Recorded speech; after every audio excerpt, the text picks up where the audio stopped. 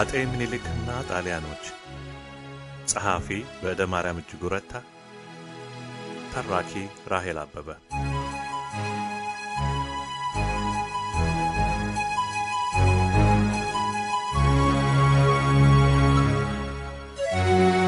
አጤ ምኒልክና ኢጣሊያኖች ኢትዮጵያ ጥንታውያን ከሚባሉት ሀገሮች አንዷ ስትሆን ከ5000 ዓመት ያላነሰ ታሪክ አላት። በእነዚህ ዘመናት ቀደምት አባቶቻችን ሰርተው ትተውልን ካለፉት ስራዎች መካከል የአክሱም ሐውልት፣ የላሊበላ ቤተ መቅደስ ህንጻዎች፣ የጎንደር ቤተ መንግስቶች ለምስክርነት የሚጠቀሱ ናቸው። ባለፉት በእነዚህ ዘመናት ሀገራችን የእርስ በርስ ጦርነትና ከውጭ በመጡ ወራሪዎች ብዙ ቅርሶች ወድመዋል፣ የሰው ህይወትም ጠፍቷል። ከዚህ ሁሉ ፈተና በኋላ በ18ኛውና 19ኛው ምዕት ዓመት ሀገራችን ዘመነ መሳፍንት በመባል የሚታወቀው ጊዜ ውስጥ ገባች። ያ ወቅት ደግሞ አውሮፓውያን አፍሪካን እንደ ቅርጫ ስጋ ለመከፋፈል ወስነው ዘመቻቸውን የጀመሩበት ወቅት ነበር። በዚያ ወቅት ይህች በዘመነ መሳፍንት አገዛዝ ኃይሏ የተዳከመችውን ሀገር መልሶ አንድ ለማድረግ የቋራው አንበሳ ካሳ ኃይሉ በኋላ ዳግማዊ አጤ ቴዎድሮስ ተብለው የነገሱት ተነሱ።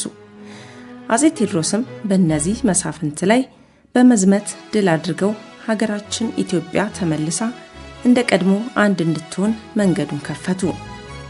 ባደረጉት ዘመቻም አንድ ቀን ድል ሆነው የማያውቁት ንጉሠ ነገሥት ከአውሮፓውያኑ ጋር በተፈጠረው ችግር የእንግሊዝ ጦር እስረኞችን ለማስፈታት በዘመተባቸው ጊዜ እጃቸውን ለወራሪው ጦር መስጠትን እንደ ውርደት ቆጥረውት መቅደላ አፋፍ ላይ ሽጉጣቸውን ጠጥተው የክብር ሞት ጽዋን ተቀብለዋል። ይሁን እንጂ አጼ ቴዎድሮስ ከሞቱ በኋላ የተነሱት ነገስታት እሳቸው የጀመሩትን ዓላማ በመከተል ኢትዮጵያ ተመልሳ አንድ እንድትሆን አድርገዋል። ከአጤ ቴዎድሮስ ቀጥለው የነገሱት አጤ ዮሐንስ አራተኛ ሲሆኑ በእሳቸው ዘመን የሸዋው ንጉስ ምኒልክና የጎጃሙ ንጉስ ተክለ ሃይማኖት ግዛቶቻቸውን እንደያዙ የአጤ ዮሐንስን የበላይነት አሜን ብለው ተቀብለው ዕውቅና ሰጥተዋል። ይሁን እንጂ በየበኩላቸው በቀጥታ ከውጭ ሀገር መንግስታት ጋር ቀጥታ ግንኙነት ያደርጉ እንደነበር የታሪክ መዛግብት ያስረዳሉ። አውሮፓውያን የአፍሪካ ምድር እንደ ቅርጫ ስጋ በሚቀራመቱበት በዚያ ወቅት ኢጣሊያ በበኩሏ በባህረ ነጋሽ በተባለው እነርሱ ግን በኋላ ኤርትራ የሚል ስም የሰጧት የቀይ ባህር ጠረፍ ላይ እግሯን ተክላ ነበር። እንደ ልቧ ለመስፋፋት ግን አጤ ዮሐንስ እንቅፋት ስለሆኑባት የወሰደችው አማራጭ ከሌሎች ነገስታት ንጉስ ምኒልክና ንጉስ ተክለ ሃይማኖት ጋር ጥሩ የወዳጅነት ግንኙነት መፍጠር ነው። ይህም ኢጣሊያ ወደፊት አጼ ዮሐንስ ላይ ስትዘምት እንዲተባበሯት ለማድረግ በማሰብ ነበር።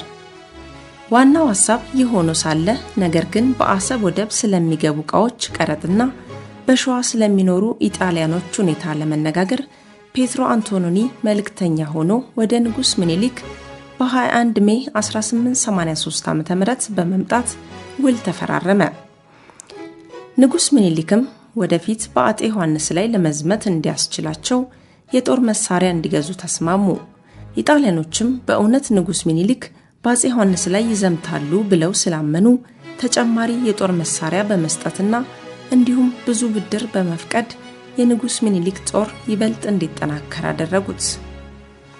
በዚህ መሃል አጼ ዮሐንስ እንግሊዞች በስምምነታቸው መሰረት ምጽዋን ለኢትዮጵያ በማስረከብ ፈንታ ለኢጣሊያ መስጠታቸውን ንጉስ ምኒልክ እንዲያውቁ አደረጉ።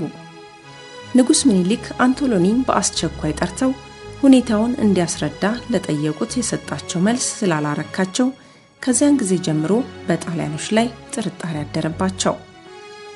እንደ አውሮፓውያን አቆጣጠር ሚያዝያ 1889 ንጉስ ምኒልክና እቴጌ ጣይቱ ወሎ ላይ ውጫሌ በሚባለው ቦታ ሳሉ አጤ ዮሐንስ መተማ ላይ መሞታቸውን ሰሙ። በአጋጣሚ ሆኖ አንቶሎኒ ተጨማሪ የጦር መሳሪያ ይዞ ሲመጣ ንጉስ ምኒልክ እንጦጦ ስላልነበሩ ውጫሌ ሄዶ አገኛቸው። አንቶሎኒ ንጉሱ ወደ መናገሻ ከተማቸው እስኪመለሱ ድረስ መታገስ አቅቶት ወደ ውጫሌ ሄደው በኢጣሊያኖች የተረቀቀውን ውል ለማስፈረም ነበር። 20 አንቀጽ ያለውን ይህን ውል ንጉስ ምኒልክና እንዲሁም በንጉስ ኡምቤርቶ ስም አንቶሎኒ ሆኖ ፈረሙ። ይህ ውል በተፈረመበት ቦታ ስም የውጫሌ ውል ተባለ። ይሁን እንጂ ከዚህ ውል ውስጥ 17ኛው አንቀጽ አማርኛው የኢትዮጵያ ንጉሠ ነገሥት ከአውሮፓ ነገሥታት ለሚፈልጉት ጉዳይ ሁሉ በኢጣሊያ መንግስት አጋዥነት መላላክ ይቻላቸዋል ሲል፣ የኢጣሊያንኛው ደግሞ የኢትዮጵያ ንጉሠ ነገሥት ከአውሮፓ ነገሥታት ለሚፈልጉት ግንኙነት በኢጣሊያ መንግስት አማካኝነት ማድረግ ይገባቸዋል ይላል። ይህ አንቀጽ ውሎ አድሮ በሁለቱ ሀገሮች መካከል የአድዋ ጦርነት ተብሎ ለሚታወቀው መነሻ ምክንያት ሆኗል። ንጉስ ምኒልክ የውጫሌ ውል ሮም ላይ ሲጸድቅ በቦታው እንዲገኙ ራስ መኮንን ወልደ ሚካኤልን ወደ ኢጣሊያ ላኳቸው። እሳቸውም ሮም ደርሰው በቬኒሲያ ቤተ መንግስት ተገኝተው ውሉ ከመጽደቁ በፊት እንደ አውሮፓውያን አቆጣጠር ኦክቶበር 1 ቀን 1889 የኢጣሊያ ግዛት ድንበር የሚጸናው በዚያሽ ቀን የኢጣሊያ ጦር ባለበት ቦታ ላይ ነው የሚል ተጨማሪ ውል እንዲፈርሙ አደረጓቸው። የኢጣሊያን መንግስት ይህን ያደረገውም በዚያ ወቅት በጦርነት ተዳክሞ የነበረው የራስ መንገሻ ሰራዊት አቅም እንደሌለው አውቆ ወደ ትግራይ ግዛት ዘልቆ በመግባት ብዙ ቦታዎችን ይዘው ስለነበር ነው። ውሉም እንደጸደቀ ኢትዮጵያ በኢጣሊያ ስር ናት የሚል ጽሑፍ በየጋዜጦቹ ላይ ታትሞ ወጣ። ይህንኑ መልእክት የኢጣሊያኑ ጠቅላይ ሚኒስትር ክሪስፒ ኦክቶበር 11 ቀን 1889 ለአሜሪካና ለ12 አውሮፓ መንግስታት አስታወቀ። ንጉስ ምኒልክ አፄ ዮሐንስ ከሞቱ በኋላ ምንም ጊዜ ሳያጠፉ ንጉሠ ነገሥት መሆናቸውን በመላው ኢትዮጵያ አዋጅ አስነገሩ። አዋጁንም የየአውራጃው ገዢዎች ንጉስ ተክለ ሃይማኖትን ጨምሮ ሁሉም አሜን ብለው ተቀበሉ። ስርዓተ ንግስናቸውን አስመልክቶ ለኢጣሊያን፣ ለእንግሊዝ፣ ለጀርመንና ለፈረንሳይ መንግስታት ደብዳቤ ላኩ። እንደ አውሮፓ አቆጣጠር ኖቬምበር 1889 ዓ.ም ንጉስ ምኒልክ በእንጦጦ ማርያም ቤተክርስቲያን በሊቀ ጳጳሱ በአቡነ ማቴዎስ እጅ ተቀብተው ምኒልክ ንጉሠ ነገሥታት ዘኢትዮጵያ ተብለው ነገሱ።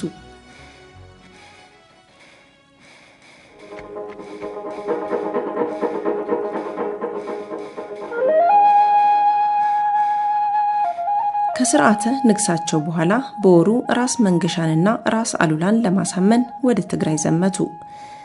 እዚያም ሲደርሱ ኢጣሊያኖች በውጫሌ ውል ከተጠቀሰው ግዛት አልፈው ሌሎች ከተሞችን መያዛቸው አንሶ በጃንዋሪ 29 ቀን 1990 ዓ.ም በጄኔራል ኦሬሎ የሚመራው ጦር አድዋንና አክሱምን ያዘ። አፄ ምኒልክም በፌብሩዋሪ 23 ቀን 1990 ዓ.ም በቀጥታ ወደ መቀሌ በመሄድ ጄኔራል ኦሬሎ ለምን እነዚህን ከተሞች እንደያዘ አስጠየቁ። ጄኔራሉም ወደ እነዚህ ከተሞች የገባው ግዛት ለማስፋፋት ሳይሆን የተራቡትን ለመመገብ ነው በማለት የማይመስል ምክንያት ሰጠ። አፄ ምኒልክም እዚያው መቀሌ ያሉ የውጫሌን ውል ሲጸድቅ ለመገኘት ወደ ሮም ሄደው የነበሩት ራስ መኮንን ብዙ የጦር መሳሪያ ይዘው ሲመለሱ እዚያው አግኝተው ድንበርን በተመለከተ ሌላ ተጨማሪ ውል እንደፈረሙና ኢጣሊያኖች ኦክቶበር 1 ቀን አሉበት ቦታ እንደሆነ አስረዱ። አፄ ምኒልክ ደግሞ ከሌሎች እንደተረዱት ኢጣሊያኖች ከተባለው ቀን በፊት ቀደም ብሎ በውጫሌ ውል ከተጠቀሰው ድንበር አልፈው ገብተው መሬት እንደያዙ አስረዱ። አፄ ምኒልክም ኢጣሊያኖች ራስ መኮንንን እንዳታለሏቸው ቢገባቸውም ኢጣሊያኖች ከያዟቸው ቦታዎች በቶሎ ለቀው እንዲወጡ አዘዟቸው። ኢጣሊያኖች ግን ከአድዋ ከአክሱም ለቀው ወጥተው በኦክቶበር 1 ከያዙት ቦታ ላይ ቆሙ። አፄ ምኒልክም ወደ መናገሻ ከተማቸው ተመልሰው ድንበርን በተመለከተ ውይይቱን ቀጠሉ። ይህ በእንዲህ ያለ ስለ ስርዓተ ንግስናቸው ደብዳቤ የጻፉላቸው እንግሊዝና ጀርመን ለአፄ ምኒልክ በጻፉት መልስ ላይ በውጫሌ ውል መሰረት ግንኙነታችን በቀጥታ ሳይሆን በኢጣሊያን በኩል ሊሆን እንደሚገባ አስረዱ። ይህ ደግሞ አፄ ምኒልክን ይበልጥ አስቆጣ። አንቶሎኒን የተካው ሳሊም ቢኒም የ17ኛውን አንቀጽ እንዲያብራራ ሲጠየቅ በአማርኛውና በጣሊያንኛው መካከል የትርጉም ልዩነት እንዳለ ያወቀው ያኔ ነበር። አፄ ምኒልክም ለሳሊም ቢኒ ግልጥ ባለ አማርኛ ይህች ሀገር እኮ የኔ ናት፣ የማንም አይደለችም፣ ማንም ደግሞ ሊወስዳት አይችልም በማለት ተናግረው በሴፕቴምበር 1990 የውጫሌ ውል እንዲሻሻል በማለት ደብዳቤ ላኩ። የኢጣሊያን መንግስትም ውሉ እየተበላሸ መሄዱን በመረዳት አንቶሎኒ መልሶ ላከው። አንቶሎኒም በዲሴምበር 17 ቀን 1890 እንጦጦ ደርሶ 17ኛው አንቀጽ ተበላሽቷል ወይም ተሳስቷል የሚለውን ኢጣሊያ አትቀበልም፣ በዚህ ጉዳይ ማንም ሊያስገድዳት አይችልም፣ ምክንያቱም ክብሯን የምትጠብቅ አገር ናት በማለት የጣሊያንን አቋም አጠንክሮ ሲናገር እቴጌ ጣይቱ አቋርጠውት አንተ የምትለውን አንቀጽ በአማርኛ የተጻፈውን ምን እንደሚል ለመንግስታቱ አሳውቀናል። አንተ እንደምትለውም እኛም ክብራችንን እንጠብቃለን። እናንተ የምትመኙት ኢትዮጵያ በእናንተ ስልጣን ስር እንድትሆን ነው። ይህ ደግሞ ለምን ጊዜም የማይሆን ነገር ነው አሉት። አንቶሎኒም የውጫሌ ውል ለ5 ዓመት ሲሆን አሁን የቀረው ደግሞ 3 ዓመት ብቻ ስለሆነ ለማንኛውም ይህ የቀረው ጊዜ እንዳለ ይለፍ አለ። አጤ ሚኒሊክም እንዲህ አይነቱ ውል እንኳን 3 ዓመት 3ም ቀን አያድርም፣ ይልቁንስ አሁኑን ይሻሻል አሉት። አንቶሎኒም ደጋግሞ ለትንሽ ጊዜ ብለን አንጣላ፣ የውሉ ጊዜ ሲያልቅ ይህን አንቀጽ ልናሻሽለው እንችላለንና አሁን 17ኛው አንቀጽ አይነሳ ይቅር አለ። አስተርጓሚው አቶ ዮሴፍ ቀበል አድርገው 17ኛው አንቀጽ አይነሳ ይቅር ብለው ተረጎሙ። አጼ ሚኒሊክም ትርጉሙን ሲሰሙ ድሮስ ቢሆን እኔ ያልኩት 17ኛው አንቀጽ እንዲቀር አልነበረምን? አሁን እሺ ይቅር ይሰረዛሉ። በዚህ አባባል ሁለቱም ስለተደሰቱ ቃሉ እንደገና በአማርኛ 17ኛው አንቀጽ ተሰርዟል የሚል በሁለት ወረቀት ላይ ተጽፎ አንዱ ለኮንት አንቶሎኒ ሲሰጥ ሌላው በቤተ መንግስቱ እንዲቀመጥ ተደረገ። በማግስቱም ይህን ጽሑፍ ወደ ኢጣሊያንኛ ሲያስተረጉመው 17ኛው አንቀጽ ተሰርዟል የሚል ሆኖ አገኘው። ወዲያውም ተደናግጦ ተናዶ ወደ ቤተ መንግስት በመሄድ ለምን ተሰርዟል የሚል ቃል ተጻፈ ብሎ ጠየቀ። አጤ ሚኒሊክም ሁለታችን ተነጋግረን አንተ ወደህ የተጻፈ ነው እንጂ እኛ የጨመርንበትም የቀነስንለትም ነገር የለም አሉ። ክርክሩ እየሰፋ ሲሄድም የውጫሌ ውል የተዋዋልንበት በፈረንሳይኛ ቋንቋ የተጻፈው ይታይልኝ አለ። እቴጌ ጣይቱ ግን እኛ የምናውቀው በአማርኛ የተጻፈውን እንጂ ያንተን የፈረንጅ ቋንቋ እኛ አናውቅም፣ አንተ ግን የእኛን ቋንቋ ታውቃለህና በአማርኛ የተጻፈውን እየው አሉት።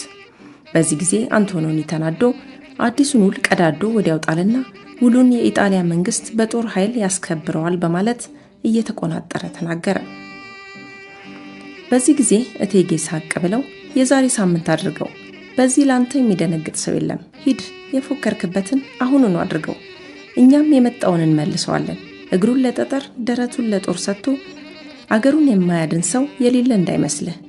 ደሙን አፍስሶ ለአገር መሞት ጌጥ ነው እንጂ ሞት አይባልም። አሁኑኑ ሂድ አይምሽብህ፣ የፈከርክበትን ባሻ ጊዜ ታደርጓለህ። እኛም እዚያ እንጠብቃለን። እኔ ሴት ነኝ፣ ጦርነት አልወድም፣ ግን እንዲህ አይነቱን ውል ከመቀበል ጦርነትን እመርጣለሁ አሉት። አጤ ሚኒሊክ የውጫሌን ውል በተዋዋሉ በ4ኛው ዓመት ለአውሮፓ ሀያላን መንግስታት የውጫሌን ውል ማፍረሳቸውን የካቲት 4 ቀን 1885 ወይም ፌብሩዋሪ 1893 በደብዳቤ አስታወቁ። በዲሴምበር 1893 በጠቅላይ ሚኒስትርነቱ ቦታ ላይ ተመልሶ የተቀመጠው ክሪስፒ አንቶሎኒን የውጭ ጉዳይ ሚኒስትር ጸሐፊ፣ ጄኔራል ባራቴሪን ደግሞ አዲሱ የኤርትራ ገዥ አድርጎ ሾማቸው። ጄኔራል ባራቴሪ 1894 መጨረሻ ላይ ጦሩን እየመራ ወደ ትግሬ ግዛት ዘልቆ በመግባት ከተማዎቹን መያዝ ጀመረ።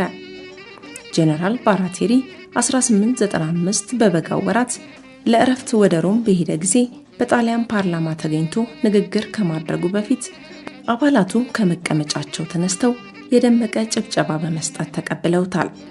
ንጉስ ኡምቤርቶም ድል አድራጊው ጄኔራል ባራቴሪ በማለትና በማድነቅ የጣሊያን ኃይልን የሰለጠኑ የበላይነት ኋላ ቀር በሆኑ ላይ በማለት አወድሰውታል። ጄኔራል ባራቴሪም በንግግሩ ላይ በጥቅምት ወር ጦርነት ይኖራል፣ የኛ የሰለጠነው 10,000 ጦር ከ20 እስከ 30,000 የሚደርሰውን ያልሰለጠነ የኢትዮጵያ ጦር በቀላሉ አሸንፈዋል። የኢትዮጵያውያን ንጉስ በቀፉ አድርጎ ሮም ያመጣዋል ሲል በኩራት ተናገረ። በቅኝ ግዛት መስፋፋት ምኞት ህልም የሰከረው ፓርላማም ንግግሩን ከሰማ በኋላ የጄኔራሉ ዓላማ እንዲሳካለት ለ1000 ተጨማሪ ወታደሮች መቅጠሪያ በጀት አጸደቀለት። ጄኔራል ባራቴሪም በሴፕቴምበር 26 ቀን 1895 ተመልሶ ምጽዋ ገባ። አጤ ምኒልክም የውጫሌውን ውል ማፍረሳቸውን ለአውሮፓ ሀያላን መንግስታት ካሳወቁ በኋላ የትግሬ ህዝብ እነዚህን ወራሪዎች ታጥቀ ተነሳና አስወጣ በማለት አዘዙ።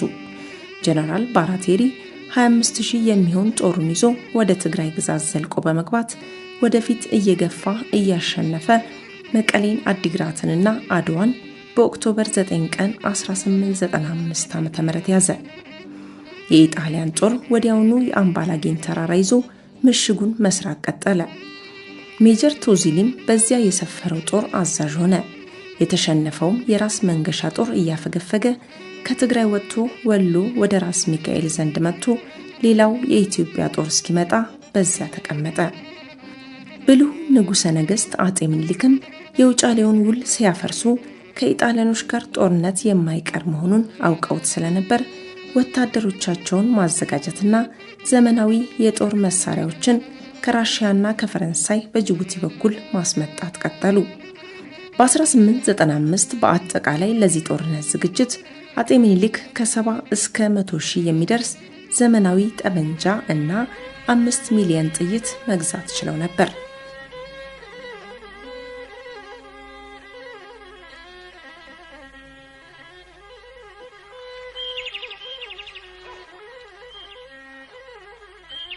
የክተት አዋጅ ድንበር ጥሶ የመጣውን ወራሪውን የኢጣሊያ ጦር አስመልክቶ ለመነጋገር በሴፕቴምበር 1895 አጤ ምኒልክ በየአውራጃው ያሉትን ሀገረ ገዢዎች ለምክር ወደ እንጦጦ እንዲመጡ አደረጉ። በምክክሩም ላይ አጤ ምኒልክ ይህን ከአውሮፓ የመጣ ወራሪ ጦር ከሀገር ለማስወጣት የሀገሪቷ ሀብት ለዚሁ እንደሚውል አስታወቁ። የየአውራጃው ገዢዎች ሁሉም ሰራዊቶቻቸውን ይዘው ወደ ጦር ግንባር እንዲዘምቱ የክተት አዋጅ እንዲነገር አዘዙ። በሴፕቴምበር 17 ቀን 1895 ዓ.ም የክተት አዋጁን ነጋሪት ከንጋቱ አንስቶ እስከ ምሽቱ ድረስ በቤተ መንግስቱ ግቢ ሲጎሸም ሲመታ ዋለ። የአዋጁም ቃል እግዚአብሔር በቸርነቱ እስካሁን ጠላት አጥፍቶ ሀገር አስፍቶ አኖረኝ፣ እኔም እስካሁን በእግዚአብሔር ቸርነት ገዛው። እንግዲህ ብሞትም ሞት የሁሉም ነውና ስለኔ ሞት አላዝንም። ደግሞ እግዚአብሔር አሳፍሮኝ አያውቅም፣ እንግዲህም ያሳፍረኛል ብዬ አልጠራጠርም። አሁንም ሀገር የሚያጠፋ ሃይማኖት የሚለውጥ ጠላት እግዚአብሔር የወሰነልንን የባህር በር አልፎ መጥቷልና እኔም የአገሬን ከብት ማለቅ የሰውን መድከም አይቼ እስካሁን ዝም ብለው ደግሞ እያለፈ እንደ ፍልፈል መሬት ይቆፈር ጀመር። አሁን ግን በእግዚአብሔር ረዳትነት ሀገሬን አሳልፌ አልሰጠውም። የሀገሬ ሰው ካሁን ቀደም የበደልኩ አይመስለኝም። አንተም እስካሁን አላስቀየምከኝም። ጉልበት ያለ በጉልበት እርዳኝ፣ ጉልበት የሌለህ ለልጅህ፣ ለምሽትህ፣ ለሃይማኖትህ ስትል በሐዘን እርዳኝ።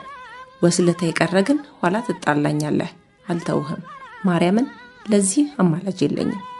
ዘመቻዬ በጥቅምት ነውና የሸዋ ሰው እስከ ጥቅምት እኩሌታ ድረስ ወረይሉ ከተላግኘህ። በአዋጁ መሰረት ከ75 እስከ 120 ሺህ የሚደርስ የኢትዮጵያ ሰራዊት መሪዎቹን አጅቦ እና ተከትሎ ጉዞ ወደ ጦርነቱ ስፍራ ቀጠለ። አጤ ምኒልክም እቴጌ ጣይቱን እንዲሁም ሌሎች ተከታዮቻቸውንና ጦራቸውን ይዘው በኦክቶበር 28 ቀን 1895 ከ18 ቀን ጉዞ በኋላ ወረይሉ ከተማ ገቡ። ከደረቅ ከዋናው ሌላ በብዙ ሺህ የሚቆጠሩ ገበሬዎች፣ ሴቶችና ህፃናት ወደ ጦር ግንባር አብረው ሄደዋል።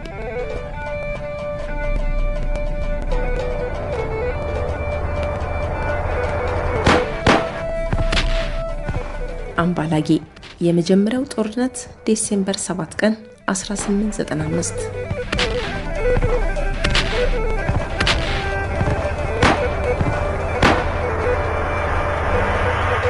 ከንጉሠ ነገሥቱ አስቀድሞ ወደ ጦር ግንባሩ የዘመተው የራስ መኮንን፣ የራስ መንገሻ ስዩምና የራስ ወሌ ብጡል ጦር ነበር። ጦሩም ወደ ትግራይ ግዛት በመግባት ጠላት ወደ መሸገበት ወደ አምባላጌ አመራ። እነዚህ ብዙ ልምድ ያላቸው ራሶች ይህን የተጠናከረ ጦር የሰፈረበትን ተራራ ማጥቃት ኢጣሊያኖቹን ስለሚያግዝና በቀላሉም ወታደሮቻችንን ስለሚያስጨርስ ይህንን ትተን ዋናው የኢጣሊያን ጦር ወደ ሰፈረበት ወደ አዲግራትና ወደ መቀሌ ሄደን እናጥቃ በማለት አልፈውት ሄዱ። ይሁን እንጂ ከራሶቹ በኋላ በፊት አውራሪ ገበየው መሪነት ይከተል የነበረው 1200 ወታደር በአጋጣሚ አካባቢውን ወጥቶ የሚቃኝ አንድ የኢጣሊያ ጦር ያገኙና ተኩስ ይከፍቱበታል። ኢጣሊያኖችም ወደ ምሽጋቸው ሲያፈገፍጉ ኢትዮጵያውያኑ እየተከተሉ ሲያጠቁ ተኩሱ እየተፋፋመ መጣ። ራሶቹም ፊታውራሪ ገበየው ውጊያውን አቁመው እንዲከተሏቸው ቢያዙም ሰሚ አልተገኘም። የፊታውራሪ ገበየው ሰራዊትም ተራራውን እየቧጠጠ ወደ ላይ እየወጣ ጦርነቱን ቀጠለ። ሁኔታው ከቁጥጥር ውጭ ስለሆነ ራሶቹ ሳይፈልጉ ወደ ጦርነቱ ውስጥ ገብተው መዋጋት ጀመሩ። ምንም እንኳን ከላይ አመቺ የሆነ ቦታ ላይ ሆኖ ብዙ ጉዳት ቢያደርስም እንደ ማዕበል ወደ ላይ የሚመጣው ጦር አሳሳቢ ስለሆነበት ቶዚሊ ተጨማሪ ጦር እንዲላክለት ወደ አርሞንዲ መልእክት ላከ። አርሞንዲም ተጨማሪ ጦር እንዲልክ እንዲፈቀድለት ወደ ጄኔራል ባራቴሪ መልእክት ላከ። ባራቴሪ ግን ጦር እንዳይላክ ነገር ግን ቶዚሊ እየተከላከለ ቀስ በቀስ ምሽጉን ለቆ እንዲወጣ እንዲነገረው አዘዘ። ይሁን እንጂ ይህ መልእክት ግልጽ ባልሆነ ምክንያት ለቶዚሊ አልደረሰውም። ቶዚሊም ካሁናውን ተጨማሪ ጦር ይደርስልኛል እያለ ባለ በሌለ ኃይሉ መዋጋት ቀጠለ። ከ6 ሰዓት ጦርነት በኋላ መሪውን ቶዚሊን ጨምሮ 2000 የጣሊያን ወታደሮች ተገደሉ። ከሰዓት በኋላ ልክ በ10 ከ30 የኢትዮጵያ ባንዲራ በአምባላጌ ተራራ ላይ ተውለበለበች። ከዚያ የተረፉት የኢጣሊያ ወታደሮች እየሸሹ ሲሄዱ የኢትዮጵያ ጦር እየተከተለ ፈጃቸው። ትረፉ ያላቸው ጥቂቶች እንደምንም ብለው አምልጠው ከአርሞንዲኒ ጦር ጋር ተቀላቀሉ። የኢትዮጵያ ጦር አሁንም ተከታትሎ ስላጠቃቸው ወደ መቀሌ ሸሽተው በማግስቱ ጠዋት ንጋት ላይ ከሌሎቹ ወገኖቻቸው ጋር ለመቀላቀል በቁ። ይህ ድንገተኛ ጦርነት በኢትዮጵያውያን ድል አድራጊነት ቢጠናቀቅም ወደ 3000 የሚጠጉ ወገኖቻችን ሕይወታቸውን እንዳጡ ይገመታል። በዚህ በአምባላጌው ጦርነት በጀግንነት ስማቸው የተጠራው ፊታውራሪ ገበየው ናቸው። ከድሉ በኋላ ሰራዊቱ ጎበዛየው እያለ ስማቸውን በማሞካሸት ከፍ ባለ ድምጽ ይጣራ ነበር።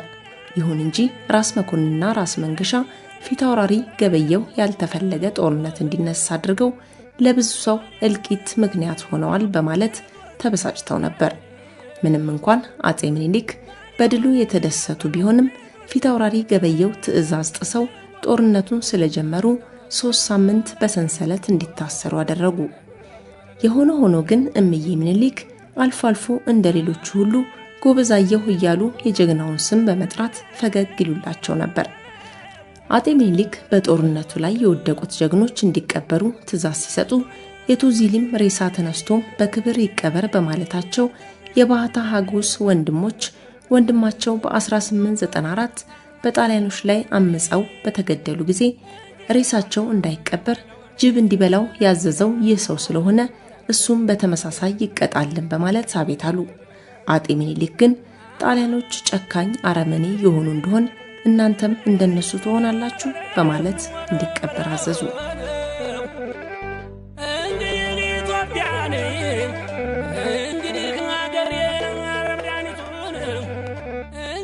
የመቀሌ ከበባ ሁለተኛው ጦርነት ከጃንዋሪ 6 እስከ 21 1896 በመቀሌ የመሸገው ጦር በደንብ የተጠናከረ ቢሆንም ከአምባላጌ ተርፈው የመጡት የኢጣሊያ ወታደሮች እንደ ማዕበል እየጎረፈ የሚመጣውን ጦር ለማቆም ምሽጉን በደንብ አድርጎ መገንባትና ከምሽጉ ውጪ እስከ 30 ሜትር ርቀት ላይ ደግሞ የሾሉ እንጨቶችን በመንገዱ ላይ አቀራርበው ተከሉ። ከዚያ አልፎ ደግሞ የእሾህ ሽቦ አነጠፉ። ይህም አልበቃቸው ብሎ ብዙ የቪኖ ጠርሙሶችን ሰባብረው ከሽቦ ቀጥሎ ባለው መሬት ላይ በትነው ምሽጋቸውን አጠናከሩ። ኢጣሊያኖች ይህንን ያደረጉበት ምክንያት ያለ ጫማ በባዶ እግሩ የሚጓዘው የኢትዮጵያ ጦር እንደለመደው እየሮጠ እንዳይመጣና ቀስ እያለ ለመራመድ ሲሞክር ከምሽጋቸው ውስጥ ሆነው በጥይት ለመልቀም እንዲችሉ ነበር። ይህ በእንዲህ ያለ አምባላጌ ላይ የመጀመሪያውን ድል ያጣጣመው የኢትዮጵያ ጦር ጉዞውን ወደ መሃል ትግሬ ቀጠለ። ኢጣሊያኖችም የኢትዮጵያን ዘማች ሰራዊት መጥቶ ጦርነቱ እስኪጀመር በደንብ እየተደራጁ ሲጠባበቁ ንጉስ ተክለሃይማኖት 5000 ጦራቸውን ይዘው በዲሴምበር 24 ቀን ከአጤ ምኒልክ ጋር ተቀላቀሉ። ይህም ለጣሊያኖች ራስ ምታት ሆኖባቸው ነበር። ምክንያቱም ጣሊያኖች ከንጉስ ተክለሃይማኖት ጥሩ ግንኙነት ስለነበራቸውና ብዙ ስጦታም ይልኩላቸው ስለነበር ነው። ከሰላዮቻቸውም የደረሳቸው መረጃ ንጉሥ ተክለ ሃይማኖት በአጤ ምኒልክና ትግሬዎቹ ላይ ቂም ስለቋጠሩ በዚህ ጦርነት ገለልተኛ ሆነው ይቆያሉ አሊያም በአጤ ምኒልክ ላይ ያምጻሉ የሚል ስለነበር ነው። እዚህ ላይ ኢጣሊያኖች ያልገባቸው ነገር ቢኖር እነዚሁ ሰላዮች ለንጉሱ በሚስጥር የሚሰሩ ነገር ግን ሆን ብለው የውሸት መረጃ የሚያቀብሉ መሆናቸውን አለማወቃቸው ነው። ከዚህም ሌላ ኢጣሊያኖች ጦርነቱ ሲጀመር የኢትዮጵያን ጦር ከሌላ አቅጣጫ እንዲያጠቃ ቃል ገብቶ ባስታጠቁት በአውሳው ባላባት ላይ በራስ ወልደ ጊዮርጊስ፣ በራስ ተሰማ ናደውና በአዛዥ ወልደ ጻዲቅ የሚመራ ጦር ወደ አውሳ ዘምቶ ገና ሳይንቀሳቀስ ከበበው። በአውሳው መሪ የሚመራው ጦር እነዚህን ምርጥ ጀግኖች መቋቋም ስላልቻለ አምልጦ ወደ በረሃ ገባ። ይሁን እንጂ ኢጣሊያኖች ይረዱናል ብለው ያሰቧቸውን ባይመጡላቸውም እንዲህ እንደነሱ በዘመናዊ የጦር መሳሪያ የተደራጀውን የአውሮፓን ጦር ይህ ያልሰለጠነ ጥቁር ሕዝብ ያሸንፋል የሚል ጥርጣሬ ፈጽሞ አልነበራቸውም። የመቀሌው ጦርነት የመጀመሪያው ግጭት በዲሴምበር 27 ቀን 1895 ተጀመረ። የኢትዮጵያ እግረኛውና ፈረሰኛው ጦር ወደ ምሽጉ ሲጠጋ በምሽጉ ውስጥ ያሉት የኢጣሊያን ወታደሮች ገና ሳይቀርብ በሩቁ መትረየሳቸውን አንፈቀፈቁበት። ምሽጉ በቀላሉ የሚሰበር ስላልሆነም በጀግንነት ፊት ለፊት የተጋፈጡ ብዙ የኢትዮጵያ ወታደሮች እንደ ቅጠል ረገፉ። ስለዚህም ጦርነቱን ለጊዜው አቆሙ። ለመቀሌ ቀረብ ብሎ የሰፈረው የራስ መኮንን፣ የራስ መንገሻ ስዩምና የራስ ወሌ ብጡል ጦር በሰላም ምሽጋቸውን ለቀው እንዲሄዱ ለኢጣሊያኖች መልእክት ላኩ። ከዚያም ራስ መኮንን በእንዳ ኢየሱስ ላይ ለሰፈረው ጦር አዛዥ ጋሊያኑ ጃንዋሪ 5 ቀን 1896 የሚከተለውን ደብዳቤ ጻፉ። እኔ እዚህ አነስተኛ ምሽግ ላይ ጦርነት ለመክፈት አልመጣሁም። እኛ ብዛት አለን፣ የጦር መሳሪያችሁንም አንፈራም። አምባላጌና የቱዚሊን መጨረሻ አስታውስ። አሁንም ምሽጉን አስረክቡና በሰላም ወደ ምጽዋ ሂዱ። ነገር ግን ጣሊያኖቹ ምክሩን ከመቀበል ይልቅ በምሽጋቸውና በመሳሪያቸው በመተማመን መቆየት መረጡ። በማግስቱ በጃንዋሪ 6 ቀን 1896 አጤ ምኒልክ ዋናውን የኢትዮጵያን ጦር ይዘው ከራሶቹ ጋር ተቀላቀሉ። በነጋታውም ጃንዋሪ 7 ቀን በኢትዮጵያ አቆጣጠር ታህሳስ 29 የኢትዮጵያ ገና በዓል ስለነበር እንዳ ኢየሱስ ላይ የሰፈረው የጣሊያን ጦር በዚህ አካባቢ በሚያልፉ ኢትዮጵያውያን ወታደሮች ላይ ተኩስ ከፈቱ። የምሽጉን ጠንካራነትና ለመያዝም አስቸጋሪ መሆኑን የተገነዘቡት አጤ ምኒልክ ግን ጦርነቱን ለመክፈት አልፈለጉም። ይሁን እንጂ ተኩሱ እያየለ ሲመጣ ምሽጉን እንዲያጠቁ ሊቀ መኳስ አባተንና በጅሮንድ ባልቻን አዘዙ። እነዚህ የጦር አበጋዞችም ወታደሮቻቸውን ይዘው ቀኑን ሙሉ ሲታኮሱ ቢውሉም ምሽጉን ግን መስበር አልቻሉም። እነሱም ሌሊቱን ምሽግ ሲያሰናዱ አድረው በማግስቱ ጠዋት በጃንዋሪ 8 ቀን የጣሊያንን ጦር ግራ ያጋቡት ጀመር። በተለይ ሊቀ መኳስ አባተ የሚተኩሱት መድፍ በትክክል መሽገውበት የነበረውን የቤተ ክርስቲያኑን መስኮት ከመደብደቡም በላይ በመድፋቸው አንዱን የጣሊያኖችን መድፍ መስበር ችለው ነበር። እንዲሁም በራስ መኮንን የሚታዘዘው ወደ 60 ሺህ የሚጠጋው ጦር ከጃንዋሪ 8 እስከ 11 ምሽጉን ቢያጠቃም ምሽጉን ሰብሮ መግባት አልቻለም ነበር። በእነዚህ ቀናት ውስጥ ወደ 500 የሚጠጉ ኢትዮጵያውያን ሲሞቱ ከመሸጉት ኢጣሊያኖች የሞቱት 6 የቆሰሉት 9 ብቻ ነበር። ይህንን ጠንካራ ምሽግ ለመስበር ሲባል የሚሞተውን ወታደር ብዛት የተመለከቱት እቴጌ ጣይቱ ኢጣሊያኖች የሚጠቀሙበትን የውሃ ጉድጓድ አቀማመጡን ካስጠኑ በኋላ ለመያዝ እንደሚቻል አረጋግጠው ለአጤ ምኒልክ ነገሯቸው። ንጉሠ ነገሥቱም ስለፈቀዱላቸው ውሃውን ሄደው እንዲይዙ ወታደሮቻቸውን አዘዙ። 900 የሚሆኑ ወታደሮችም ጨለማን ለብሰው ውሃውን በቀላሉ ያዙ። የውሃውንም መያዝ ጣሊያኖች ያወቁት በነጋታው ነበር። ለማስለቀቅም ደጋግመው ቢተኩሱም አልሆነላቸውም። ኢትዮጵያውያኑ በርትተው ተዋግተው መለሷቸው። እቴጌም በየቀኑ ምግብና መጠጥን ለወታደሮቹ ሌሊት ይልኩላቸው ነበር። በምሽጉም በጣም የተማመነው የጣሊያን ጦር አስቸጋሪ ሁኔታ ላይ ወደቀ። ከዚያች ዕለት ጀምሮ ውሃ የሚታደለው በራሽን ሆነ። የምሽጉ አዛዥ ጋሊያኖ ወደ ባራቴሪ ቶሎ እንዲደርስለት ደጋግሞ መልእክት ቢልክም መልስ ማግኘት አልቻለም። ባራቴሪ መልስ ያልሰጠው አዲግራት ያለውን ምሽጉን ለቆ ከአጤ ምኒልክ ጦር ለመዋጋት ፍላጎቱም አቅሙም አልነበረውም። ከዚያ ይልቅ ፔትሮ ፊልተርን ወደ አጤ ምኒልክ ሄዶ የመቀሌን ምሽግ ለማስረከብ እንዲደራደር ላከው።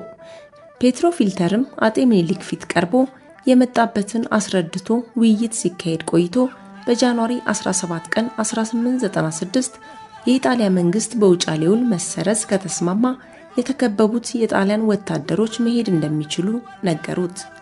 በመጨረሻም በጃንዋሪ 19 ፔትሮ ፊልተር የውጫሌ ውልና ድንበርን ግጭቱን አስመልክቶ እንደገና እንደሚታይና ጋሊያኑ ምሽጉን አስረክቦ እንዲወጣ ከጀነራል ባራቴሪ መልእክት ይዞ መጥቶ ለአጤ ምኒልክም አስረከበ። አጤ ምኒልክም ለመልእክተኛው እኛ አረመኔዎች አይደለንም ክርስቲያኖች ነን እንጂ እምነታችን ደግሞ ጠላቶቻችንንም እንድንወድ ያዘናል። አሁንም እነዚህ ክርስቲያኖች አይሞቱም ይሄዱ፣ ነገር ግን አሁንም ልትወጉን የምትፈልጉ ከሆነ በአንድነት ሆናችሁ ጠብቁኝ በማለት አሰናበቱት። በማግስቱ በጃንዋሪ 20 ቀን ኢጣሊያኖች ምሽጉን ካስረከቡ በኋላ ውሃ እንዲቀዱ ፈቀዱላቸው። በጅሮንድ ባልቻም በምሽጉ ላይ የኢትዮጵያን ባንዲራ ሰቀሉ። ጃንዋሪ 21 ቀን ጋሊያኑና ሰራዊቱ ዳርና ዳር ቆመው በተሰለፈው ወታደር መሃል አልፈው ወደ አጤ ምኒልክ ፊት ቀርበው እጅ ከነሱ በኋላ ከዚያ ወደ አዲግራት ሄዱ። ይሁን እንጂ የሚደራደር ሰው ከጣሊያኖች እስኪመጣ ድረስ 10 ወታደሮች በመያዣነት ታግተው እንዲቆዩ አደረጉ። ጦሩ አዲግራት ከገባ በኋላ ባራቴሪ ሜጀር ሳልሳ ስለ ስምምነቱ ለመነጋገር ለመሄድ ሲነሳ አጤ ምኒልክ ዘንድ በመያዣነት የታገቱ ወታደሮች መኖራቸውን ሰማና እንዳይሄድ ከለከለው። አጤ ምኒልክም ስምምነቱን የሚደራደረው የኢጣሊያን ተወካይ እስኪመጣ ድረስ ለ10 ቀናት ከጠበቁ በኋላ ኢጣሊያኖች እንዲህ የዘገዩት ተጨማሪ ጦር ከሀገራቸው እስኪመጣላቸው ጊዜ ለመስጠት ነው የሚል ጥርጣሬ ስለገባቸው ተናደዱ። በመያዣነት የታገቱት የጣሊያን ወታደሮችም ተደራዳሪው ስለዘገየ ካሁናውን ገደሉን በማለት በሚጨነቁበት ሰዓት ወደ ራስ መኮንን ተጠሩ። ራስ መኮንንም በስምምነቱ መሰረት ሜጀር ሳልሳ ስላልመጣ እንድትገደሉ ተፈርዶባችሁ ነበር። ይሁን እንጂ አጤ ምኒልክ በአንዱ ጥፋት ሌላው ሊቀጣ ይገባም ብለው የሚያምኑ ንጉሠ ነገሥት በመሆናቸው ወደ ወገኖቻችሁ በሰላም እንድትሄዱ ተፈቅዶላችኋል በማለት አሰናበቷቸው። ለጀነራል ባራቴሪ ግን ሜጀር ሳልሳን መላክ ካስፈለገ ፊልተርንም ቢሆን መላክ እንደሚችል፣ ነገር ግን አንዳቸውም ካልመጡ የክርስቲያን ደም መፍሰሱ አይቀርም ብላችሁ ንገሩት ብለው አሰናበቷቸው። በፌብሩዋሪ 11 ቀን ሜጀር ሳልሳ ከዚህ ሁሉ ሽንፈት በኋላ የማይሆን ጥያቄ ይዞ መጣ። ይኸውም የውጫሌ ውል እንደገና እንዲታደስና የተወሰዱት ቦታዎች ሁሉ እንዲመለሱ የሚል ነበር። አጤ ምኒልክም በነገሩ ተገርመው ሜጀር ሳልሳን በመጣበት እግሩ ተመልሶ በአስቸኳይ እንዲሄድ አዘዙት። ባራቴሪ ልቡ በትዕቢት ተወጥሮ ካሁን በኋላ ድርድር ብሎ ነገር የለም፣ አስፈላጊ መስሎ የታየንን ሁሉ እናደርጋለን ሲል በዛቻ ተናገረ። ይህን ካለ ከ2 ቀን በኋላ ከራስ መንገሻ ጋር ተጣልተው ወደ ጣሊያን ገብተው የነበሩት ራስ ስብሐት አረጋዊና ደጃዝማች ሀጎስ ተፈሪ 500 ጦራቸውን ይዘው ከኢጣሊያ በመክዳት ወደ አጤ ምኒልክ መጥተው ተደባለቁ። እነዚህ የኢጣሊያን እንቅስቃሴና ምሽግ በሚገባ የሚያውቁ ወታደሮች ከእንቲቾ ወደ አዲግራት ሲጓዝ የነበረውን የጣሊያን ጦር ደመሰሱ። በተጨማሪም የቴሌግራፍ መስመሮችን በመበጣጠስ ሌላም ጥቃት አደረሱ። ቀጥሎም የሐማሴን ገዢ የነበሩት ራስ ወልደ ሚካኤል ሶሎሞን ወደ አጤ ምኒልክ በመምጣት ከኢትዮጵያ ጦር ጎን ተሰለፉ። በፌብሩዋሪ 23 ቀን 1886 የኢትዮጵያ ጦር ወደፊት በመጓዝ ወደ አድዋ አካባቢ መጥቶ ሰፈረ። አጤ ምኒልክም ጣሊያኖቹ ያሉበት ምሽግ በጣም የተጠናከረና በቀላሉ ሊሰበር እንደማይችል ስለተረዱ ጣሊያኖቹ ከምሽግ ወጥተው ይገጥሙኛል በማለት መቆየቱን መረጡ።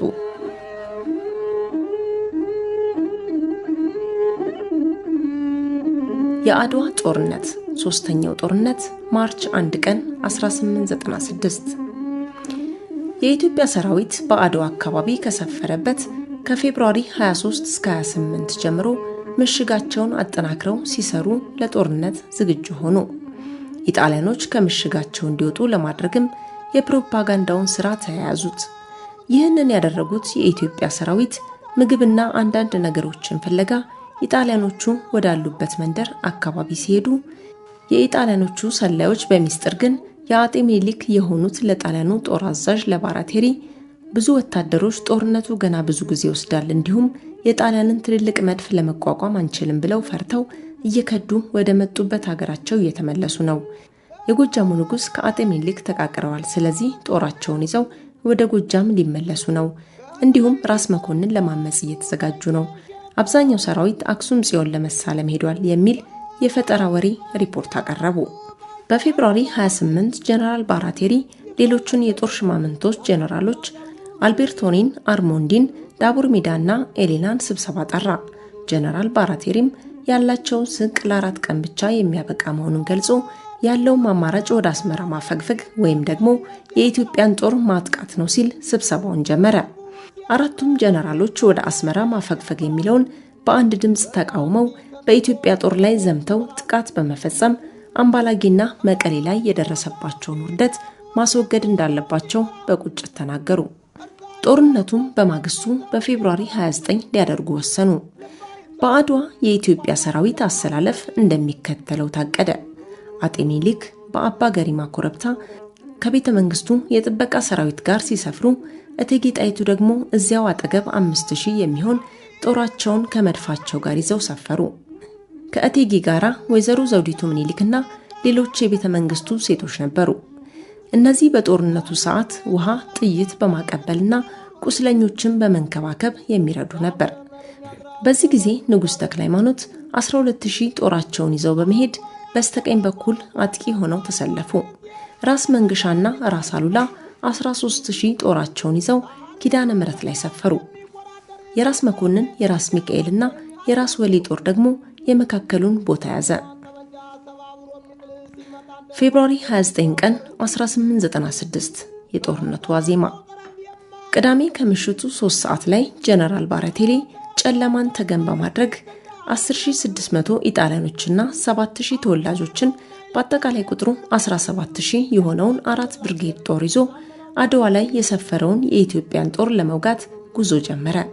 የጉዞውን እቅድ 4ቱ ብርጌዶች በተለያየ አቅጣጫ ተጉዘው የተመደበላቸው ቦታ ላይ ከመንጋቱ በፊት እንዲደርሱና የኢትዮጵያን ጦር ከከፍታ ቦታ ላይ ሆነው ከበው እንዲያጠቁ ነበር። ይሁን እንጂ በዚያ ጨለማ የያዙት ካርታ ትክክል ስላልነበር፣ በተጨማሪም ጦሩን የሚመሩት ኤርትራውያን በሚስጥር የሚሰሩት ለአጤ ምኒልክ ስለነበር ጉዟቸው አስቸጋሪ ነበር። በጀነራል ባራቴሪና በጀነራል ጁሴፔ ኤሌና የሚመሩት ብርጌዶች በ8 ተኩል ላይ እሻሾ ተራራ ደረሰ። ሁለቱ ብርጌዶች በታዘዙት መሰረት በጀነራል አልቤርቶኒ የሚመራው ጦር በስተግራ ታጥፎ ወደ ኪዳነ ምሕረት ሲሄድ፣ የጀነራል ዳቡር ሜዳ ብርጌድ ጦር በቀኝ በኩል አልፎ ከፍ ያለውን ገዥ መሬት ኮረብታ ለመያዝ ጉዞውን ሲቀጥል፣ ጀነራል አርሞንዲኒ መሃሉን ይዞ ተጓዘ። በ10 ሰዓት ጀነራል አልቤርቶኒ እንደታዘዘው ጦሩን እየመራ ኪዳነ ምሕረት ደረስኩ ብሎ ሲያስብ፣ አሳሳች መንገድ መሪዎቹ ኤርትራውያን ለአጤ ምኒልክ በሚስጥር የሚሰሩት ማለት ነው፣ ኪዳነ ምሕረት ገና አልደረስንም፣ ገና ብዙ መንገድ ይቀረናል በማለት ሌላ 4.5 ማይልስ ጉዞ ወደፊት ቀጠሉ። 2.5 ማይልስ እንደተጓዙ በራስ አሉላ ከሚመራው ጦር ጋር ተገናኙ። እንግዲህ የመጀመሪያው ተኩስ ልውውጥ እዚህ ቦታ ላይ ተጀመረ። ሌሎቹም ብርጌዶች በየታዘዙበት አቅጣጫ ቢጓዙም በዚያ ባለመዱት ምድር የተጓዙት ጊዜው ያለፈበት ካርታ በመጠቀማቸውና የአሳሳች መሪዎቻቸውን ኤርትራውያን ቃል አምነው እንደታሰበው ተቀራርበው ሳይሆን የሰፈሩት በጣም ተራርቀው ነበር። በዚያች ሌሊት ኢጣሊያኖቹ ወጣ ገባውን መንገድ በድቅድቅ ጨለማ ሲጓዙ አጤ ምኒልክ፣ እቴጌ ጣይቱ፣ ንጉስ ተክለ ሃይማኖት እንዲሁም ሌሎች ራሶች አድዋ በሚገኘው በቅዱስ ሚካኤል ቤተክርስቲያን ነበሩ። አንዳንድ ጸሐፊዎች አጤ ምኒልክ በዛች ሰዓት ቤተክርስቲያን ሳይሆን በድንኳናቸው ውስጥ ነበሩ ብለው ጽፈዋል። የሆነ ሆኖ መልእክተኛ ወደ ቤተክርስቲያን መጥቶ ጠላት መምጣቱንና ጦርነት መጀመሩን ተናገረ። አቡኑም ከቤተ መቅደሱ ወጥተው ልጆቼ ሆይ ዛሬ የእግዚአብሔር ፍርድ የሚገለጥበት ቀን ነው፣ ሂዱ ለሃይማኖታችሁና ለንጉሳችሁ ተዋጉ፣ ሁላችሁንም ከኃጢአታችሁ እግዚአብሔር ይፍታ ብለው አሳረጉ። መኳንንቱም እየቀረበ መስቀል እየተሳለመ ወደ ጦር ግንባር ሄደ። 11:30 ላይ የሸዋ ፈረሰኛ ጦር ወደ ንጉሠ ነገሥቱ መጥቶ የፈረንጅ ጦር አባ ገሪማ ላይ መታየቱን አስታወቀ። ከዚያም አጤ ምኒልክ፣ እቴጌ ጣይቱና ፈረሰኛው ጦር ወደ አባ ገሪማ ሄዱ። የአጤ ምኒልክ ቃፊሮች የጠላትን እንቅስቃሴ በየአቅጣጫው የተከታተሉ ለአጤ ምኒልክ እያሳወቁ ቦታቸው ላይ በተጠንቀቅ ሆነው የጠላትን ጦር ይጠብቁ ነበር። አልቤርቶኒም 4500 ጦሩን እየመራ ከንጋቱ 12 ሰዓት ላይ ኪዳነ ምሕረት ደረሰ። 12 ከ10 ሲሆን አልቤርቶኒ ከሚመራው ጦር የተወሰነው አቅጣጫውን ለውጦ ሲጓዝ በቀጥታ በንጉስ ተክለ ሃይማኖት የሚመራው ጦር እሰፈረበትና ከባድ መሳሪያ ጠምደው የሚጠብቁበት ቦታ ገቡ። ያን ጊዜ ከባዱ ጦርነት ፈነዳ። 12 ከሩብ በእሻሹ ተራራ ላይ ተጠባባቂ ጦሩን የያዘው ዋናው አዛዥ ጀነራል ባራቴሪ የአልቤርቶኒን ጦር የት እንዳለ እንዲነግረው መልእክተኛ ላከ። 1:45 ላይ ባራቴሪ ካገኘው መረጃ በመነሳት በአልቤርቶኒና በአርሞንዲ ብርጌዶች መካከል ያለው ቦታ ሩቅ መሆኑን ለማወቅ ቻለ። በዚህ ጊዜ ባራቴሪ ዳቡር ሜዳ ወደ ግራ ታጥፎ መሃል ያለውን ጦር በስተግራው ሆኖ እንዲረዳው አዘዘ። ይሁን እንጂ ዳቡር ሜዳ ባልታወቀ ምክንያት የታዘዘውን ትቶ በተቃራኒው ወደ ቀኝ ታጥፎ ወደ ማርያም ሸዊት በማቅናት ከሌላው ተለይቶ በጣም ርቆ ሄደ። ምናልባት መልእክተኛው የንጉሱ ድርብ ሰላይ ይሆን? በዚህ ጊዜ የራስ መኮንንና የራስ አሉላ ጥምር ጦር አጋጣሚውን በመጠቀም ይህን ተነጥሎ ለብቻው የመጣውን ጦር በገላጣማው ሜዳ ላይ ሊወጋው ወጣ። ከንጉስ ተክለ ሃይማኖት ሰራዊት ጋር ጦርነት የገጠመው አልቤርቶኒ ጠንክሮ መዋጋቱን ያዩት እቴጌ ጣይቱና ራስ መንገሻ አጤ ምኒልክን ምርጥና ጠንካራ የሆነውን 25000 የቤተ መንግስቱን ጦር እንዲልኩና ኢጣሊያኖችን እንዲወጉ አሳሰቧቸው። 2 ሰዓት ከ15 ሲሆን አልቤርቶኒ በአስቸኳይ ተጨማሪ ጦር እንዲላክለት መልእክተኛ ወደ ባራቴሪ ላከ። 2 ተኩል ሲሆንም በአጤ ምኒልክ 25000 ጦር ላይ የእቴጌ ጣይቱን 3000 ተጨምሮበት በድምሩ 28000 አልቤርቶኒን እንዲያጠቃ ተላከ። 3 ሰዓት ላይ የቤተ መንግስቱ ምርጥ ወታደሮች ከመላው የኢትዮጵያ ሰራዊት በጀግንነት የታወቁና የተፈሩ ነበሩ። አልቤርቶኒ ማጥቃት በጀመሩ በግማሽ ሰዓት ውስጥ ምሽጉን ሰብረው ገብተው ጀነራሉን ራሱን ማረኩት። የተረፈውም ጦር ወደ ኋላ እግሬ አውጪኝ ብሎ ሸመጠጠ። 2 ማይልስ ርቀት ላይ እየተዋጋ ወዳለው ወደ አርሞንዲ ተፈተለከ። አርሞንዲ ጠንክሮ በውጊያ ላይ ያለ ከተደመሰሰው የአልቤርቶኒ ጦር ተርፈው የሚሸሹትን ወታደሮች የሚከታተለው የአጤ ምኒልክ ምርጥ ጦር ደርሶ ማጥቃት ሲጀምር አርሞንዲ ሊቋቋመው አልቻለም። 3 ሰዓት ከ15 ሲሆን እንደ ማዕበል እየጎረፈ የመጣው የኢትዮጵያ ጦር በመጨረሻ አርሞንዲን የሰፈረበት ቦታ ላይ ወጥቶ በጨበጣ ውጊያ ተያያዘው። ባራቴሪ ተጠባባቂ ጦሩን ይዞ ወደ ጦርነቱ ቦታ ሲደርስ ከአርሞንዲ በስተቀር ሌላ የሚዋጋ ጦር አልነበረም። በርቀት የአልቤርቶኒ ወታደሮች ሬሳ ምድሩን ሞልቶታል። እንዲሁም ቅጥረኛ ወታደሮቹ ወደ ታች ሲሮጡ ተመለከተ። ዳቡር ሜዳ ግን የት እንደገባ ማወቅ አልቻለም። ከጠዋቱ 4 ሰዓት ሲሆን የራስ መንገሻና የራስ ሚካኤል ጦር ከሌላ አቅጣጫ ሆኖ የአርሞንዲን ጦር ማጥቃት ጀመረ። ብዙም ሳይቆይ የአርሞንዲ ወታደሮች ከነመሪያቸው ጭምር ተገደሉ። በስተግራም በኩል በኮሎኔል ጋሊያኖ የሚመራው ጦር የአጤ ምኒልክ ልዩ ጦር ከደረሰበት በኋላ በትንሽ ደቂቃ ውስጥ ብትንትን ወጣ። ጋሊያኖም ከነ ወታደሩ እንዳለ የውሃ ሽታ ሆኖ ቀረ። ለወሬ ነጋሪ እንኳን የተረፈ ሰው አልነበረም። 5 ተኩል ሲሆን ባራቴሪ ይዟቸው የመጣው ተጠባባቂ ብርጌዶች ከጀግኖቹ ኢትዮጵያውያን ጋር ጦርነቱን ቀጠሉ። ይሁን እንጂ ቆራጦቹን የኢትዮጵያ ጀግኖች መቋቋም አልቻለም። ብዙ ኢጣሊያኖች ክፉኛ እየተመቱ ወደቅ ጀመሩ። ባራቴሪም ሽንፈቱን ስላወቀ የቀረውን ወታደር ማስጨረስ አልፈለገም። የተረፈውን ጦር ይዞ ወደ አዲግራት ፈረጠጠ። አንዳንዶቹማ ጠረፍ እስኪደርሱ ድረስ ለአፍታ እንኳን አልቆሙም ነበር። ከቀኑ 8 ሰዓት በዚህ ጊዜ የዳቡር ሜዳ ጦር ማርያም ሸዊት ላይ ባለፈው 4 ሰዓት ከኢትዮጵያ ሰራዊት ጋር በጦርነት እንደተጠመደ ነው። እስካሁን ከባራቴሪ ምንም ነገር ስላልሰማ ተጨማሪም ጦር ስላልመጣለት ከፍተኛ ችግር መፈጠሩን ተገነዘበ። ስለዚህ ቀስ በቀስ እየተዋጋ ወደ ሰሜን ለማፈግፈግ ወሰነ። ይህ ሁሉ ሲሆን ጠቅላላ የጦርነቱ ዜና አጤ ምኒልክ ይደርሳቸዋል። 9 ሰዓት ሲሆን አጤ ምኒልክ ሌሎቹ ብርጌዶች ድምጥማጣቸው መጥፋቱን እንዳወቁ መጨረሻ ላይ ብቻውን የቀረውን የዳቡር ሜዳ ጦር አንድም እንዳያመልጥ የራስ ሚካኤልና በግራ ክንፍ በኩል የሚዋጋው 20,000 ጦርና 8,000 ፈረሰኛ ወደዚያ ሄዶ እንዲወጋ አዘዙ። ዳቡር ሜዳም ጦሩን ይዞ በጠባቡ ሸለቆ ውስጥ ማፈግፈግ ሲጀምር ፈረሰኛው ጦር ደርሶ እያራወጠ ይወጋው ጀመር። ግማሽ ሰዓት ባልሞላ ጊዜ ውስጥ ዳቡር ሜዳም ከ4500 ጦሩ ጋር በዚያው ቦታ ወደቁ። እስከ ምሽቱም ድረስ የቀሩትን የኢጣሊያ ወታደሮች እያሳደዱ እየገደሉና እየማረኩ ቆዩ። ሲመሻሽም አጤ ምኒልክ ከአምባ ገሪማ ወደ አድዋ ተመለሱ። ከዚያ ሰዓት ጀምሮ ውጊያ እንዲቆም ጠላትንም መማረክ እንጂ እንዳይገደል ሲሉ አዘዙ። ከጥቂት ጊዜ በኋላ ሽለላ፣ ፉከራ፣ የድል ዘፈን፣ እልልታ ማስተጋባት ጀመረ። አጤ ምኒልክም በዛሬው ቀን በዚህ ጦር ሜዳ ተዋግተው የወደቁት ክርስቲያኖች ናቸውና ዘፈኑ ሆነ ሽለላው ወዲያው እንዲቆም አዘዙ። አጤ ምኒልክም ለክብራቸው ተዘርግቶ የነበረውን ቀይ ዣንጥላ ታጥፎ በምትኩ ጥቁር ዣንጥላ እንዲዘረጋ አዘዙ። ከባድ ዝናብም ጣለ። እቴጌም ለሀገራቸው ክብር የወደቁትን ጀግኖች ስም ሲነገራቸው እንባቸውን ያፈሱ ነበር። ምንም እንኳን ጦርነቱ በኢትዮጵያውያን ድል አድራጊነት ቢጠናቀቅም መኳንንቱና ሰራዊቱ በዚያሽ ቀን ጀንበር ሳትጠልቅ በጦርነቱ ላይ የወደቁትን በሺህ የሚቆጠሩ ወገኖቻቸውን እያሰቡ በሐዘን ተውጠው ነበር። የአድዋ ጦርነት በታላቁ አጤ ምኒልክ መሪነት ኢትዮጵያውያኑ አንድ የሰለጠነን የአውሮፓ ጦር በማሸነፍ ተጠናቀቀ። በዚህ ጦርነት 13300 ኢጣሊያኖች ሲሞቱ 700 ተማርከዋል። ከነዚህም ውስጥ ጦርነቱን የመሩት ሁለት ጀነራሎች አርሞንዲና ዳቡር ሜዳ ሲገደሉ ጀነራል አልቤርቶኒ ደግሞ ተማርኳል። በኢትዮጵያውያን በኩል 20000 ሲወድቁ 7000 ደግሞ ቆስለዋል።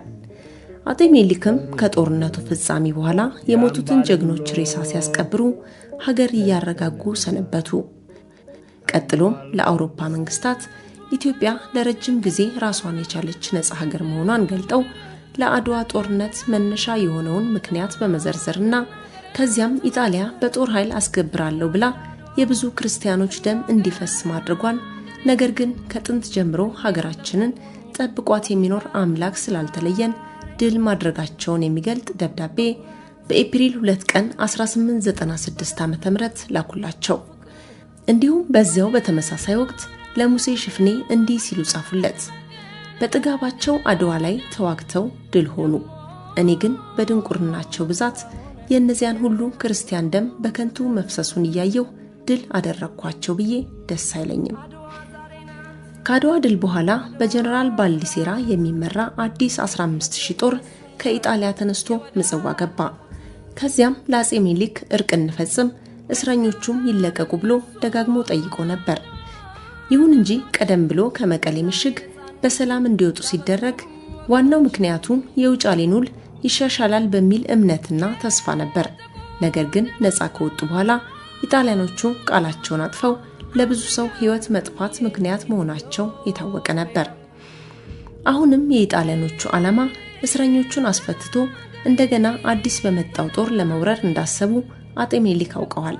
ስለዚህም ኢጣሊያኖቹም በቃላቸው የሚታመኑ ስላልሆኑ የውጫሌ ውል መፍረሱን ለዓለም መንግስታት ካላሳወቃችሁ እስረኞቹን አንፈታም በማለት አጤ ምኒልክ እምቢ አሉ። በመጨረሻም የተማረኩትን የኢጣሊያ ምርኮኞችና ብዙ መሳሪያዎች ይዞ ወደ መናገሻ ከተማቸው ለመሄድ አስፈላጊው ዝግጅት ተጠናቀቀ። የድል አድራጊው ንጉስ መናገሻ ከተማቸው መግባት። አጤ ምኒልክም መናገሻ ከተማቸውን በለቀቁ በ8ኛው ወር በጁን 12 ቀን 1896 በድል አድራጊነት ጦራቸውንና የተማረኩትን የኢጣሊያ ወታደሮች እየመሩ እንጦጦ ገቡ። ህዝቡም ንጉሱና ሰራዊቱ በደህና መመለሳቸውን በእልልታ፣ በጭፈራ፣ በጭብጨባና በሽለላ ወጥቶ ሲቀበላቸው፣ ካህናቱ ደግሞ ዝማሪያቸውን ያሰሙ ነበር። የኢጣሊያ መንግስት የኢትዮጵያን ጦር እንዲወጋበት ተልኮ አድዋ ላይ የተማረኩት መድፎችም በዕለቱ ለበዓሉ ክብር 100 ጊዜ እንዲተኮሱ ተደርገዋል። ከበዓሉ ፍጻሜ በኋላ ተማርከው የመጡት የኢጣሊያ ወታደሮች በኢትዮጵያና በኢጣሊያ መንግስት መካከል ስምምነት ተደርሶ እስኪመለሱ ድረስ የተለያዩ ባላባቶች በኃላፊነት እንዲጠብቋቸው ተሰጡ። እነዚህንም እስረኞች ለማስፈታት የኢጣሊያ መንግስት መልእክተኞች ደጋግሞ ቢልክም ቀደም ብለው ለጀነራል ባልዲሴራ የሰጡትን መልስ ሰጡ። በዚህ መሃል የሮማው ፖፕ ሊዮን 13ኛ በጁን 11 ቀን 1896 እስረኞቹ እንዲፈቱ የሚማጸን ደብዳቤ ለአጤ ምኒልክ ላኩ። አጤ ምኒልክም በኦክቶበር 3 ቀን 1896 ለሮማው ፖፕ የጻፉት ደብዳቤ እንደደረሳቸውና ስለ ክብራቸው ሲሉ እስረኞቹን ሊፈቱ አስበው እንደነበር፣ ነገር ግን እነዚያ በጦር ሜዳ የወደቁትን የኢትዮጵያ ልጆች ሲያስቡ እስረኞቹን መልቀቅ የማይቻላቸው እንደሆነ ገለጹ። ይሁን እንጂ እስረኞቹ እዚህ በሚቆዩበት ጊዜ ምንም ሳይጓደልባቸው ተንከባክቤ ይዛቸዋለሁ በማለት መልስ ሰጡ። ነገር ግን አንድ ተራ ምርኮኛ ወታደር እናቱ የጻፈችለትን ደብዳቤ አንብቦ በጣም እያለቀሰ ማስቸገሩን ምኒልክ ሰምተው እስረኛው እንዲመጣ አድርገው ደብዳቤው እንዲነበብ አደረጉ። የእስረኛው እናትም በደብዳቤዋ ላይ ልጄ ሞታል ብለውኝ ተስፋ ብቆርጥ እንደሌሎች እናቶች ሁሉ አልቅሼ ይወጣልኝ ነበር። አሁን ግን ቀንም ሌሊትም ላንተ ለልጄ እንዳለቀስኩ ነኝ። ምን ቦታ ወድቀህ እንደሆነ አላየህም። ካፊ እየነጠልኩ ያለችኝን ደህና ምግብ እያበላሁ ያሳደግኩ ልጄ ዛሬ የምትበላውን አላውቅም። ልጄ እንደምወድህ ታውቃለህ። የማምነው አምላክ በሰላም ያገናኘኛል ብዬ ተስፋ አደርጋለሁ። ልጄ በሕይወት መጥተህልኝ ዓይንህን እስካይ ድረስም ውሎዬ ከቅድስት ማርያም ቤተክርስቲያን ነው። ለቤተክርስቲያኗም በየቀኑ አንዳንድ ሻማ ስለት ተስዬ በየቀኑ እያበራው ላንተም ለልጄ እየተንበረከኩ ጸልያለሁ። በጸሎቴ ብርታት ተለቀህ እንደምትመጣ ተስፋ አለኝና አንተም ባለህበት ጸልይ። የምወድ ልጄ አይዞ በርትተህ ኑር። አንተም እንደምትናፍቀኝ ያውቃለሁ። ለቅሶዬ ባክኖ አይቀርምና እንገናኛለን የሚል ነበር።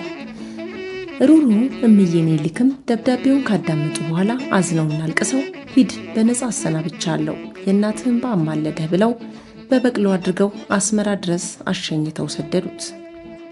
የኢጣሊያ መንግስትም አጼ ምኒልክ አዲስ ውል ተፈርሞ የውጫሌ ውል እስካልተሻረ ድረስ እስረኞቹን እንደማይፈቱ ስላወቀ በመጨረሻ በኦገስት 23 ቀን 1896 የውጫሌ ውል መፍረሱንና ኢትዮጵያ ራሷን የቻለች ነጻ ሀገር መሆኗን አረጋግጣለሁ አለ።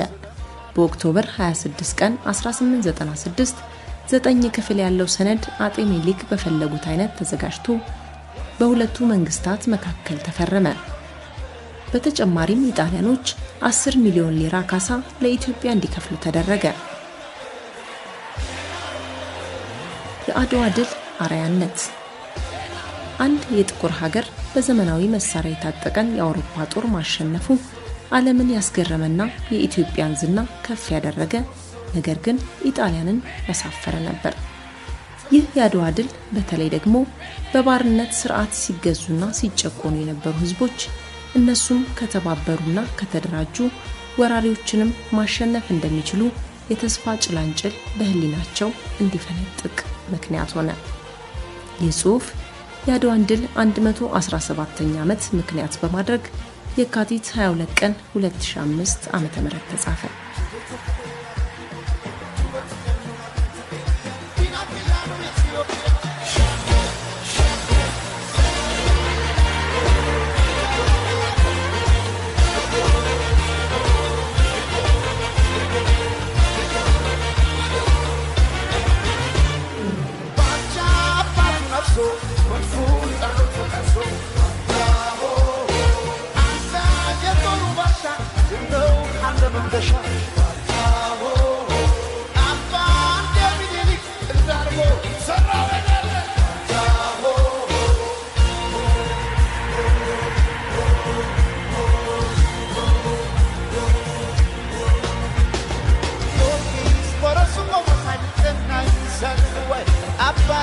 When you